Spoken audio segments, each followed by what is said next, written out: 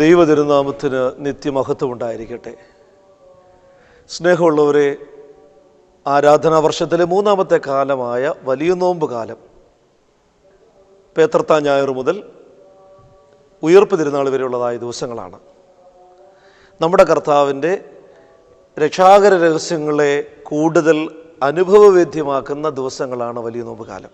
അവിടുത്തെ പീഡാസഹനങ്ങളെ ധ്യാനിക്കുന്ന ഹാശ ആഴ്ചയ്ക്ക് മുന്നോടിയായുള്ള 40 ദിവസത്തെ നോമ്പ് നോക്കുന്നു എന്നതിൻ്റെ പശ്ചാത്തലത്തിൽ തന്നെയാണ് ഈ കാലഘട്ടത്തെ വലിയ നോമ്പ് കാലം എന്ന് വിളിക്കുക. വലിയ നോമ്പ് ആരംഭിക്കുന്ന ഞായറാഴ്ച കുത്തീനെ ഞായർ, നമ്മുടെ കർത്താവ് കാനാവിലെ കല്യാണ വീട്ടിൽ പച്ചവെള്ളത്തെ മേൽത്തരം വീഞ്ഞാക്കി മാറ്റുന്ന അവിടുത്തെ ആദ്യത്തെ അടയാളം, അവ വായനയോടുകൂടിയാണ് നമ്മൾ കുത്തീനെ ഞായർ ആചരിച്ച് വലിയ നോമ്പിലേക്ക് പ്രവേശിക്കുന്നത്.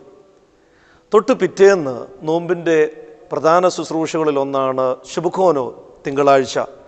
അന്ന് ഉപവാസത്തോടും പ്രാർത്ഥനയോടും അനുതാപത്തോടും കൂടി പരസ്പരം അനുരഞ്ജനപ്പെട്ടുകൊണ്ട് നോമ്പാകുന്ന മണവറയിലേക്ക് മണവാട്ടിയായ സഭ പ്രവേശിക്കുക. പിതാക്കന്മാർ ഇപ്രകാരമാണ് നമ്മെ ഓർമ്മപ്പെടുത്തുക: മണവാളനായ ക്രിസ്തുവോടൊത്ത് മണവാട്ടിയായ സഭ അനുഭവിക്കുന്ന മണവറ ആനന്ദമാണ് വലിയ നോമ്പ് എന്ന് പറയുക.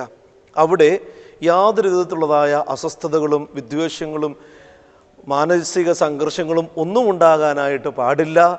അതിനാണ് പരസ്പരം വിരോധമോ വിദ്വേഷമോ എന്തെങ്കിലുമൊക്കെ ഉണ്ട് എന്ന് വരികിൽ കർത്താവ് പറയുന്നത് പോലെ, നിന്റെ സഹോദരന് നിന്നോടെന്തെങ്കിലും വിരോധമുണ്ടെന്ന് നീ ഓർത്താൽ നിന്റെ ബലിവസ്തു അവിടെ വെച്ചിട്ട് അവനുമായി രഞ്ജിപ്പായതിനു ശേഷം ബലിയർപ്പിക്കുക എന്ന്.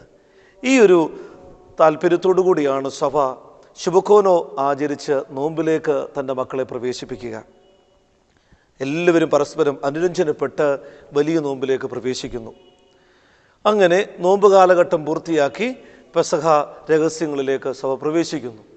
ഇനിയും നോമ്പിലെ ഞായറാഴ്ചകൾ എന്നുള്ളത്, ആദ്യത്തെ ഞായറാഴ്ച കുത്തീനെ ഞായർ, നമ്മുടെ കർത്താവ് കാനാവിലെ കല്യാണ വീട്ടിൽ പച്ചവെള്ളത്തെ മേൽത്തരം വീഞ്ഞാക്കി മാറ്റിയത്. രണ്ടാമത്തെ ഞായർ അവിടുന്ന് കുഷ്ഠരോഗിയെ സുഖപ്പെടുത്തിയത്. മൂന്നാമത്തെ ഞായർ തളർവാദ രോഗിയെ സുഖപ്പെടുത്തുന്നത്. നാലാമത്തെ ഞായറാഴ്ച കാനാൻകാരിയുടെ മകളെ സുഖപ്പെടുത്തുന്നത്. അതിനുശേഷം വരുന്ന ബുധനാണ് പാതി നോമ്പ് ആചരിച്ച് 25 ദിവസത്തെ നോമ്പ് പൂർത്തിയാക്കി ഗോകുൽത്ത സ്ഥാപിക്കുന്ന പാതി നോമ്പ്. അതിനുശേഷമാണ് കൂനിയെ സുഖപ്പെടുത്തുന്നതും കുരുടനെ സുഖപ്പെടുത്തുന്നതുമായ ഭാഗങ്ങൾ നാം ധ്യാനിക്കുക.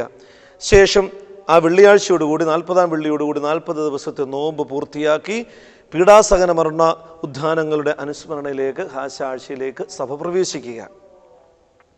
ഇവിടെ നമ്മുടെ കർത്താവിൻ്റെ പീഡാസഹനങ്ങളിലേക്ക്, ആ രക്ഷാകര രഹസ്യങ്ങളുടെ ധ്യാനത്തിലേക്കും അതൊരനുഭവമാകുന്നതിലേക്കും നമ്മെ തന്നെ ഒരുക്കുന്ന ദിവസങ്ങളാണ് വലിയ നോമ്പ് കാലം എന്ന് പറയുക. ഏറെ പ്രാർത്ഥനയോടും ഒരുക്കത്തോടും കൂടി സഭ നമ്മുടെ കർത്താവിൻ്റെ പീഡാസഹനങ്ങളിലേക്ക് തൻ്റെ മക്കളെ ആനയിക്കുന്ന, രക്ഷകനായ യേശു ക്രിസ്തു നേടിത്തന്ന രക്ഷ സ്വന്തമാക്കുവാനായി ഓരോ മകനെയും മകളെയും ഒരുക്കുന്ന കാലമാണ് വലിയ നോമ്പ് എന്ന് പറയുക. വലിയ നോമ്പ് അവസാനിക്കുന്നത് കെംതാ പെരുന്നാളോടുകൂടിയാണ്. ഉയർപ്പിൻ്റെ മഹാസന്തോഷത്തോടുകൂടി ഈ വലിയ നോമ്പ് കാലം പൂർത്തിയാക്കി ഉയർപ്പ് കാലഘട്ടത്തിലേക്ക് സഭ പ്രവേശിക്കുന്നു. വലിയ നോമ്പ് എന്നത് കർത്താവിൻ്റെ പീഡാസഹന മരണോദ്ധാനങ്ങളിലൂടെ അവിടുന്ന് നേടിത്തന്ന രക്ഷ സ്വന്തമാക്കാൻ അനുതാപത്തോടും പ്രാർത്ഥനയോടും സഭാമക്കൾ ഒരുങ്ങുന്ന കാലഘട്ടമാണ്.